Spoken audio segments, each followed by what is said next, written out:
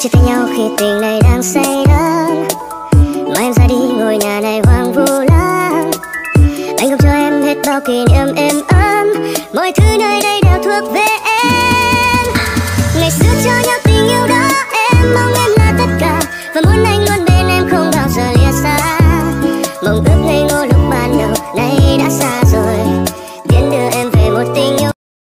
Hàng sau vết thương riêng mình anh thôi, không còn ai bên đời nữa, không còn ai chia nỗi buồn, không còn ai chia khoảnh khắc sương vui.